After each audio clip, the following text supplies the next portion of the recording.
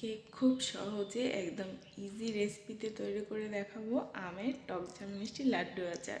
তো চলুন শিখে নিই আমের আচারটা কেমন। মূলত আমি যেভাবে বানাই সেটাই আপনাদের সাথে শেয়ার করব। চলুন তবে শুরু করি। এই আচারটা আমি প্রথম খেয়েছিলাম আমার মামার বাড়িতে।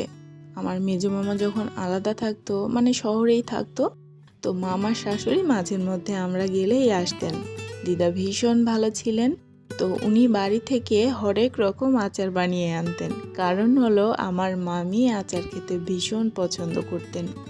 তো আমরা একবার যখন বেড়াতে গেলাম তখনই দিদা আমাদের পরপরই চলে আসলেন হরেক রকম আচার নিয়ে। এই আচারটা আমার সব থেকে বেশি ভালো লাগলো। যদিও আমি তখন অনেক ছোট, ওই জ্ঞানটা হয়নি যে কিভাবে বানিয়েছে। না হলে সত্যি রেসিপিটা আমি তার কাছ থেকেই শিখে নিতাম। সর্বপ্রথম আমি এখানে 2 কাপ মতো আম কেটে নিয়েছি। আমগুলো কিন্তু একদমই আঁশযুক্ত হলে হবে না। এরপরে 1 চামচ সরিষার তেল গরম করে তার মধ্যে আমি 2টো শুকনো লঙ্কা ভেজে তুলে নিয়েছি। এবারে ওই একই তেলের মধ্যে দিয়ে দিয়েছি একটু পাঁচফোড়ন। খুব বেশি দেওয়ার দরকার নেই। এখানে পাঁচফোড়নে আমি যেসব মশলা ব্যবহার করেছি সেটা আমি অবশ্যই কমেন্টে লিখে দিব। এরপরে এখানে 1 চিমটি লবণ দিয়ে হাফ বাটির মতো চিনি দিয়ে দিচ্ছি। আমি আমার পছন্দ মতো চিনিটা ব্যবহার করেছি।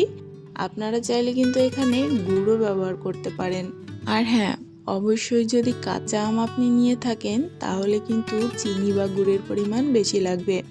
তবে আচারটা বেশি মজা হয় যদি আধপাকা আম থাকে, মানে একটু মাত্র হলুদ হলুদ হবে এরকমটা, তবে নরম না হয়ে যায়। এবারে খুব সুন্দর করে সেদ্ধ করে নিতে হবে। খেয়াল রাখতে হবে যেন নিচ থেকে লেগে না যায়। অবশ্যই কিন্তু এখানে জল ব্যবহার করা যাবে না।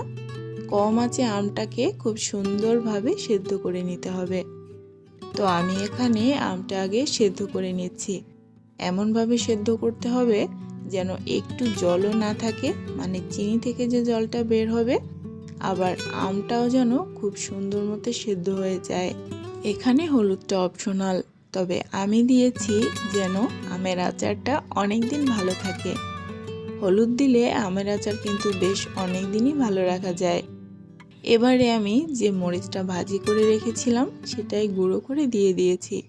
আপনারা চাইলে চিলি ফ্লেক্সও ব্যবহার করতে পারেন, তবে ভাজা মরিচের যে ফ্লেভার সেইটা কিন্তু আপনারা চিলি ফ্লেক্সে পাবেন না। এরপরে আমটা যখন সেদ্ধ হয়ে এসেছে আমি খুব সুন্দর করে এটা ম্যাশ করে নিচ্ছি।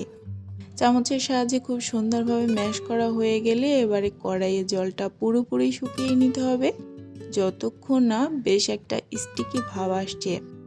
একটু হালকা আঁচ দিবেন আর যেন তলা থেকে লেগে না যায় সেটা খেয়াল করবেন।